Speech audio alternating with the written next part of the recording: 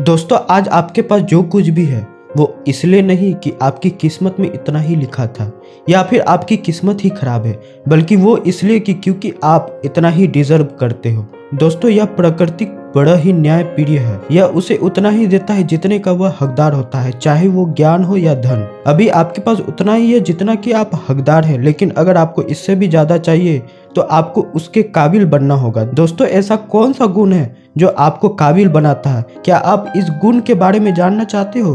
अगर आप जानना चाहते हो तो आप गौतम बुद्ध के जीवन की इस कहानी को अंत तक जरूर देखिए। दोस्तों इस कहानी को सिर्फ समझिएगा मत, बल्कि इस कहानी को अपने भीतर उतर जाने दीजिए। तो बिना समय गवाए चलिए इस कहानी की शुरुआत करते हैं। दोस्तों एक बार गौतम बुद्ध को एक सभा में भाषण करना था, और जब सभा का समय हुआ तब बुद्ध वहां आए और बिना कुछ बोले ही वहां से चले गए। तकरीबन 100 से भी ज्यादा लोग बुद्ध का उस सभा में इंतजार कर रहे थे, और बुद्ध के इस तरह के व्यवहार को देखकर सभी लोग बहुत चौंके, लेकिन किसी ने बुद्ध से कोई प्रश्न नहीं किया। अगले दिन फिर से सभा का आयोजन हुआ और दूसरे दिन सभा में लोगों की संख्या तकरीबन घट गई। इस बार तकरीबन 80 लोग सभा में बैठे हुए थे। बुद्ध सभा में आए, लेकिन इस बार भी बुद्ध ने वही किया, यानी बुद्ध इस बार भी आए और बिना कुछ बोले ही वहां से चले गए। लोग दोबारा से चौंके, लेकिन किसी ने बुद्ध से कोई प्रश्न नहीं किया। अगले दिन सभा का फिर से आयोजन किया, लेकिन इस बार सभा में लोगों की संख्या और घट गई। इस बार सभा में केवल 50 लोग ही आए हुए थे।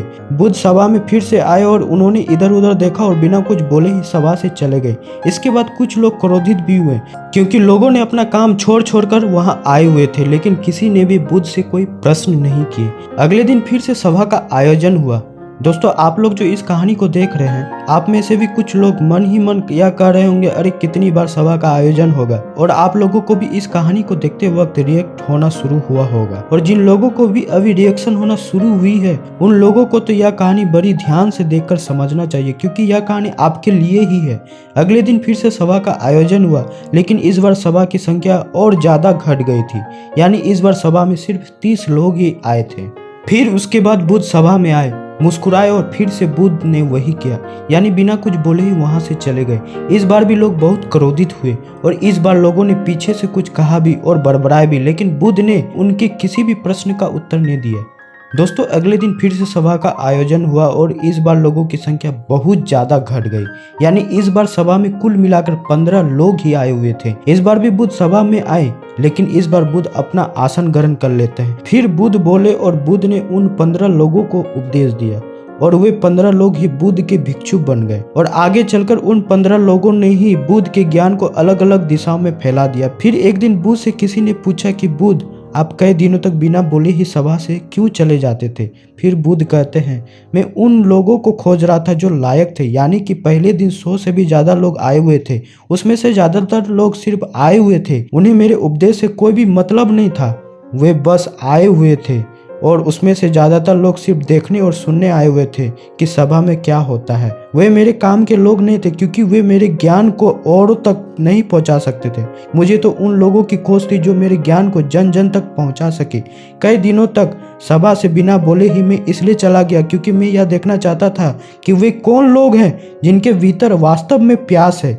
जिन लोगों के भीतर में वास्तव में प्यास थी वे लोग अंत तक जरूर रुके, और जो लोग बस ऐसे ही आए हुए थे वे लोग पहले या दूसरे दिन ही चले गए। जिनके भीतर धैर्य था उन्हें मुक्ति का मार्ग भी मिला, और जो लोग जल्दबाजी में थे वे लोग अब घर में बैठे हुए हैं। सवाल यह नहीं कि मैं तुम्हें क्या दे सकता हूँ, बल्कि सवाल यह है कि तुम क्या ले सकते हो।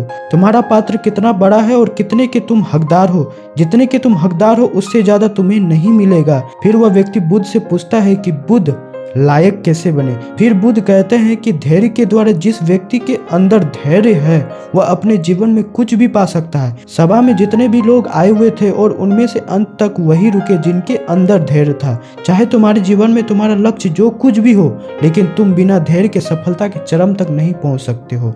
फिर वह व्यक्ति बुद्ध से पूछता है कि कोई व्यक्ति अपने भीतर के धैर्य को कैसे बढ़ाए? बुद्ध कहते हैं कि निरंतर अभ्यास के द्वारा अपने भीतर के धैर्य को बढ़ा सकते हैं। जैसे कोई व्यक्ति जब ध्यान करना शुरू कर देता है तो उसका मन उसके सामने कई सारे अड़चन लाते हैं, लेकिन उसका धैर्य एक दिन उसके लक्ष्य तक जरूर पहुंचा देता है। फिर वह व्यक्ति बुद्ध से कहता है कि मैं समझ गया, बुद्ध मैं समझ गया, यानी मुझे धैर्य के साथ निरंतर अभ्यास करने की आवश्यकता है। दोस्तों, अब आपको समझ में आ गया कि आपके पास वह क्यों नहीं है जो आप पाना चाहते, क्योंकि आप उसके लायक नहीं हैं। आप लायक तभी बनोगे जब आप अपने भीतर धैर्य को बढ़ाओगे। और धैर्य कैसे बढ़ाएं? धैर्य बढ़ेगा निरंतर अभ्यास के द्वारा। और अभ्यास कौन करेगा? अभ्यास करेंगे आप। तो फिर करते क्यों नहीं? दोस्तों, खुद से ईमानदारी के साथ एक प्रश्न जरूर पूछिए। जो आप भविष्य में बनना चाहते हो, उसके लिए क्या आप धैर्य के साथ कर्म कर रहे हो? दोस्तों, अगर उसका उत्तर नहीं है तो आप अपनी असफलता के लिए जिम्मेदार आप खुद होंगे। दोस्तों, आज की यह गौतम बुद्ध की शिक्षाप्रद कहानी आपको पसंद आई होगी तो नीचे कमेंट में यस जरूर लिखें और उसके साथ ही इस कहानी को अपने दोस्तों के साथ शेयर करना ना भूलें। धन्यवाद।